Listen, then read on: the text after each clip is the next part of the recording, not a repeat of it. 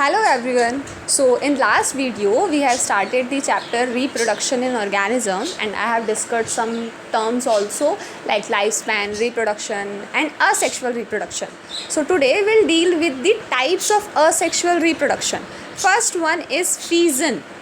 The splitting of a parental cell into two or more daughter cell. Fission क्या होता है? Splitting process होता है एक पेरेंटल सेल का दो या दो से ज़्यादा डॉटर सेल्स में टूट जाना, इसको हम बोलते हैं फिजन. इसके दो टाइप होते हैं. फर्स्ट होता है बाइनरी फिजन, सेकंड होता है multiple fission. First is binary fission. The splitting of a parental cell into two equal daughter cell, each of which rapidly grows into an adult, is called binary fission. Binary fission क्या होता है? एक parental cell का दो equal daughter cell में टूट जाना binary fission कहलाता है. और जो दो डॉटर सेल टूटी है वो आगे जाके एक न्यू ऑर्गेनिज्म में डेवलप हो जाती है, जिसको हम बोलते हैं बाइनरी फिजन. ये मोस्टली सिंगल सेल्ड एनिमल्स में होती है like bacteria and protozoa, and the examples are amoeba and paramecium. I have provided the diagram also. You can see first one is parental amoeba. ये parental amoeba में nucleus present है और cytoplasm present है. Next step में जो हमारा nucleus होता है वो थोड़ा सा इलोंगेट होना शुरू हो जाता है. Okay, so and in next step जो न्यूक्लियस है वो पूरी तरीके से अलग हो जाता है और जो साइटोप्लाज्म है वो डिवाइड होना शुरू हो गया है. And in the very last step जो न्यूक्लियस है वो भी टूट चुका है, साइटोप्लाज्म है वो भी टूट चुका है, and we have two daughter cells which are very equal.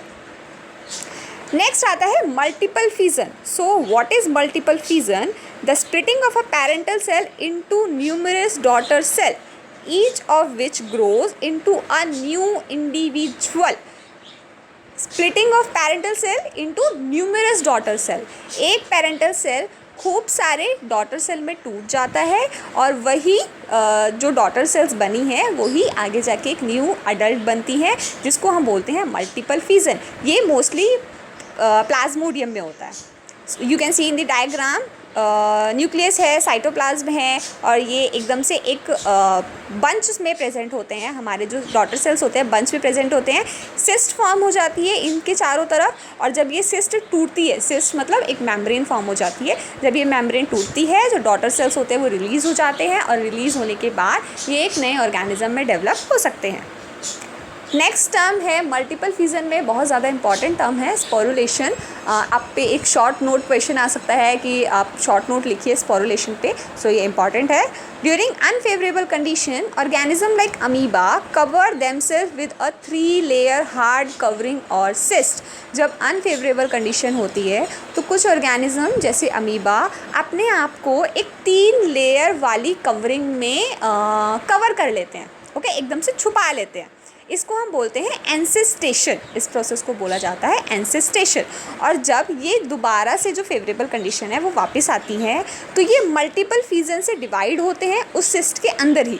Multiple fission से डिवाइड होते हैं और बहुत सारे अमीबा को फॉर्म कर लेते हैं. और जैसे ही ये सिस्ट टूटती है, इसके टूटने के बाद सारे के सारे स्पोर्स बाहर लिबरेट हो जाते हैं और नए अडल्ट में डेवलप हो जाते हैं. इस प्रोसेस को बोलते हैं स्पोरुलेशन. नेक्स्ट टाइप है हमारा असेक्सुअल रिप्रोडक्शन का budding. It is a mode of asexual reproduction in which one